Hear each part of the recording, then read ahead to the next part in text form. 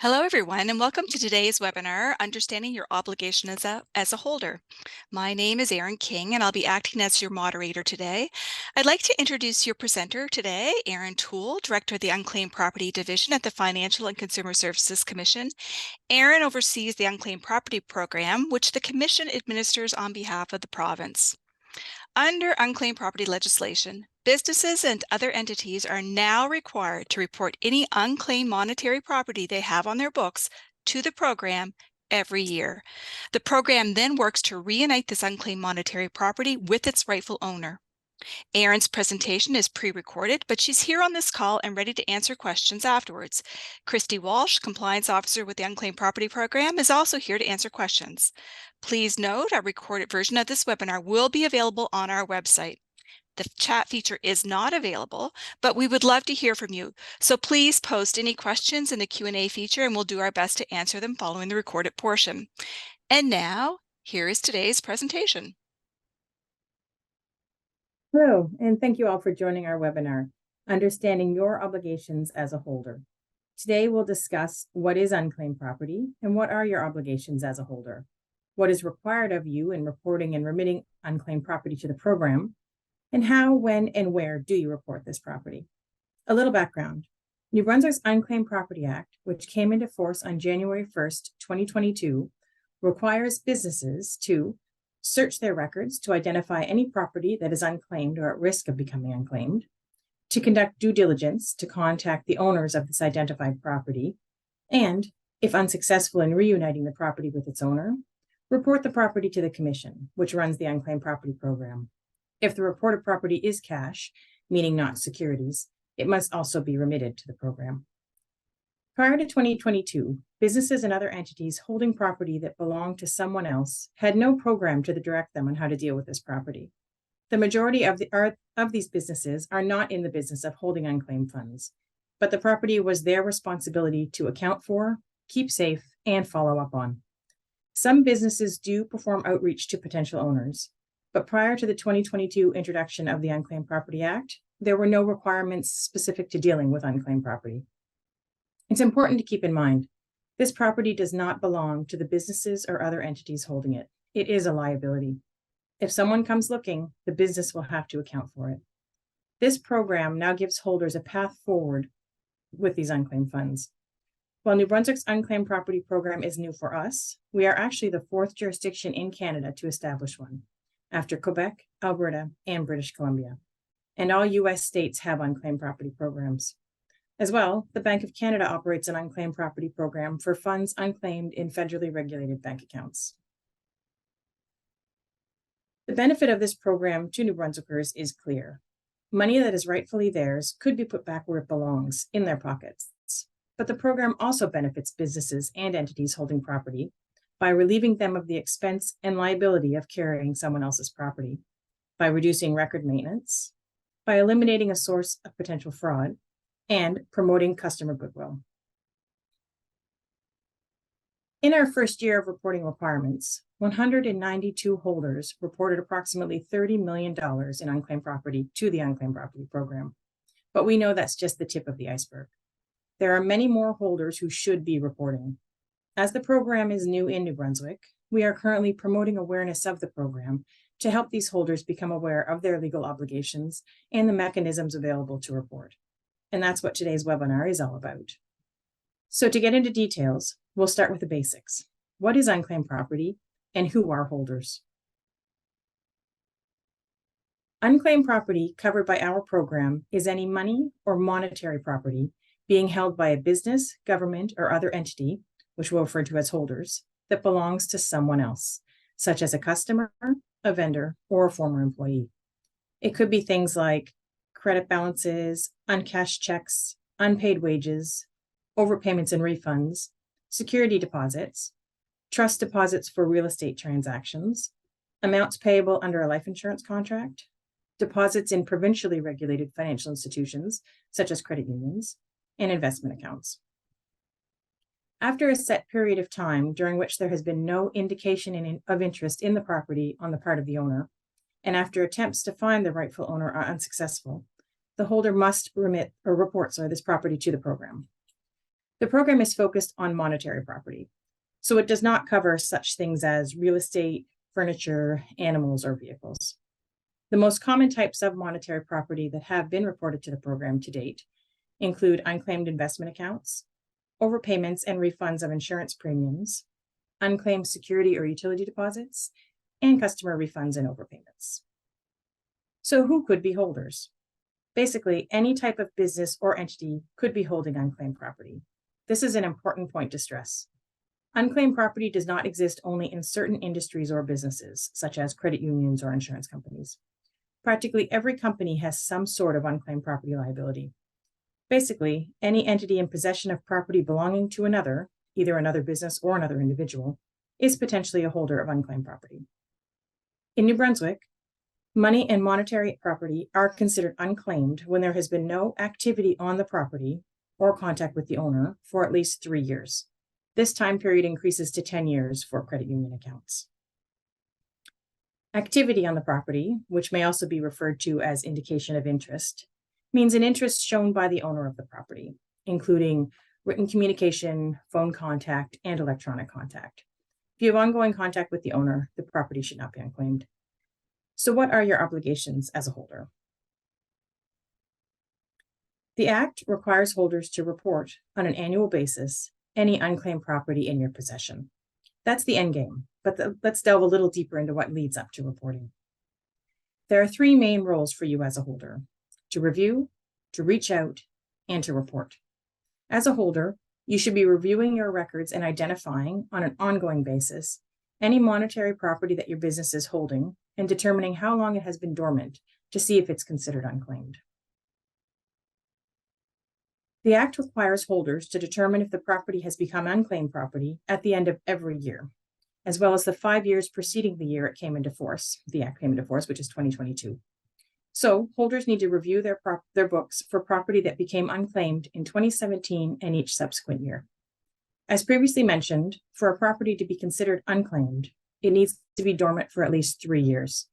That means if you have identified possible unclaimed property on your books in 2017, you will need to look in your records as far back as 2014 to see when the owner last communicated with you.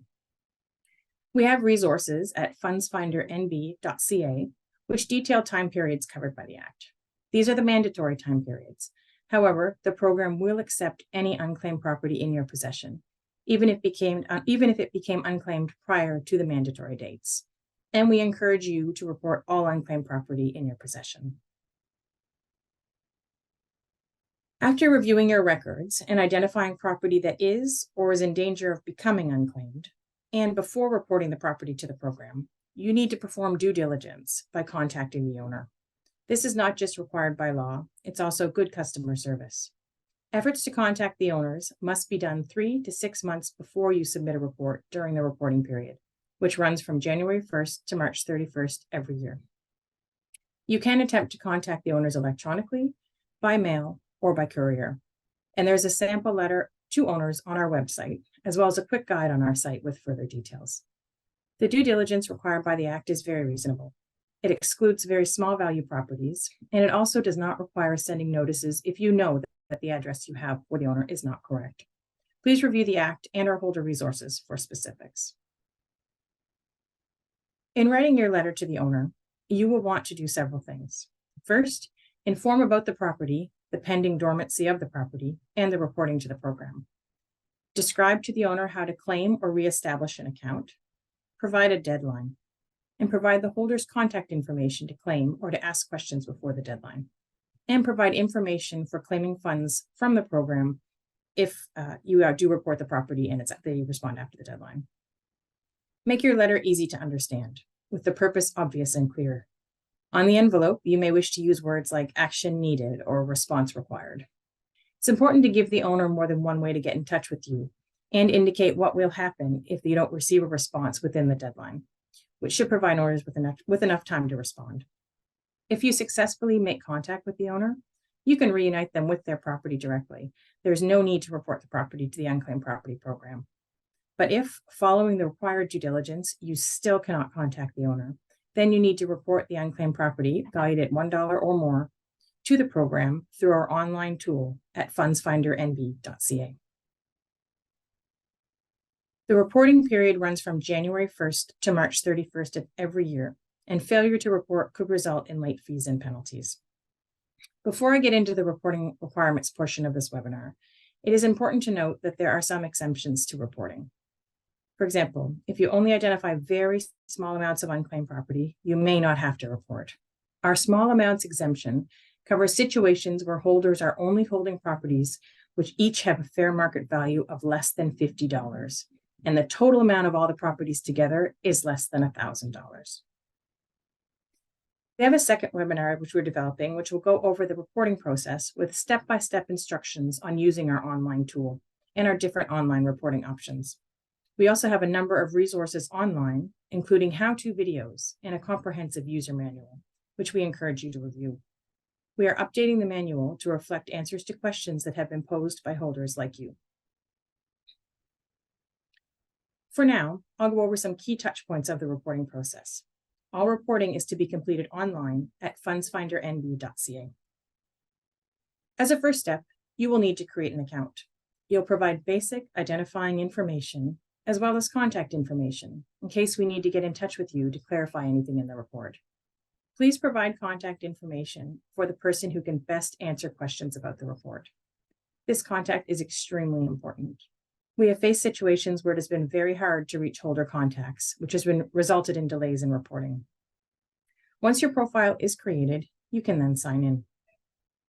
There are 3 methods of reporting, depending on how many separate pieces of property you are reporting. We have an online form, which is recommended only if you're reporting fewer than 10 unclaimed properties. And we have XML file format. This must be used for larger submissions. However, it is our recommended reporting method for all submissions, other than those very small ones, which can use that direct entry online form. We do offer an alternative method for reporting called CSV, which can be used for small to medium-sized reports, which we generally describe as anywhere from 10 to 40 properties. But again, the XML file format is the preferred option. I'd like to highlight here some common reporting errors we've encountered, which will prevent your report from being approved. These include reporting property too early.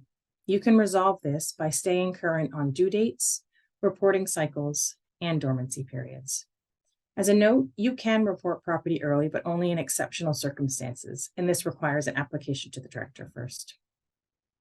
Other errors that will prevent approval include incomplete owner names, incorrect property type codes, incorrect ownership codes, incorrect joint owner or relationship type codes, entering 2 or more names for a single owner, and a lack of required information, such as last 5 digits of a SIN number. There are instructions for each method of reporting in the Unclaimed Property Holder Reporting Manual, which can be found under Holder Resources at FundsFinder NB. As I mentioned earlier, our next webinar will feature specific instructions on the IT aspects of the reporting process. And remember, you can contact us if you need help at any stage of the reporting process. We may also reach out to you for clarification if we're having difficulty verifying a claim, which we have to do frequently if there's insufficient information provided in your report. For technical issues, you can fill out a form under the Request Support provision on FundsFinder NB. For questions about the legislation or your obligations as a holder, you can send an email directly to fundsfindernb@fcnb.ca.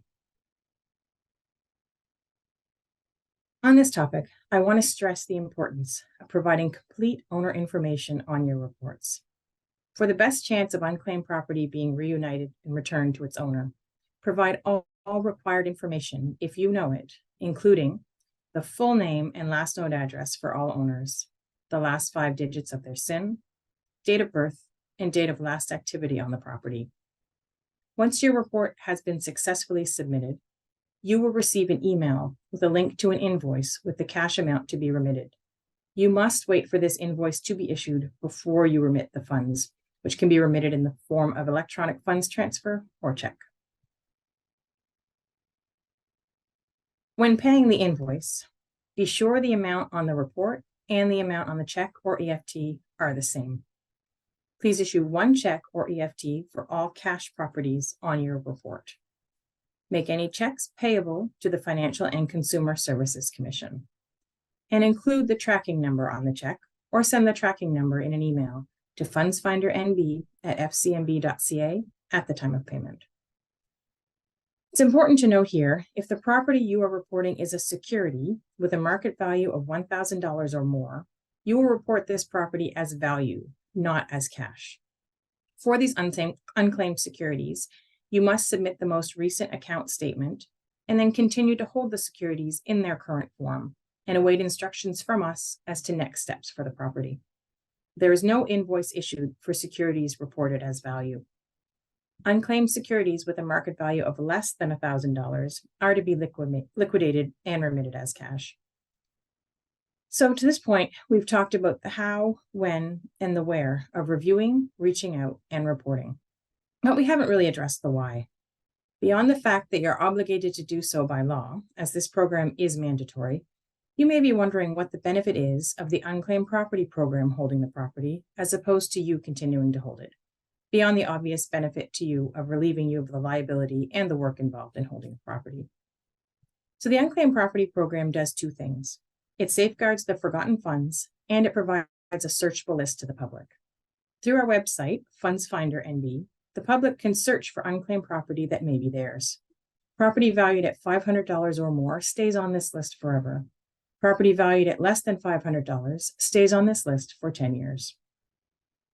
The ultimate goal of the program is to match owners with their property, reuniting them with their funds and relieving your business and entity of the expense and liability of having the property remain on your books. Funds not claimed or not claimable will be used to administer the program and to fund consumer protection initiatives in New Brunswick, such as investor and consumer education. While the goal is ultimately to reunite owners with their property, property which cannot go back to its owner is to be used for the benefit of all New Brunswickers.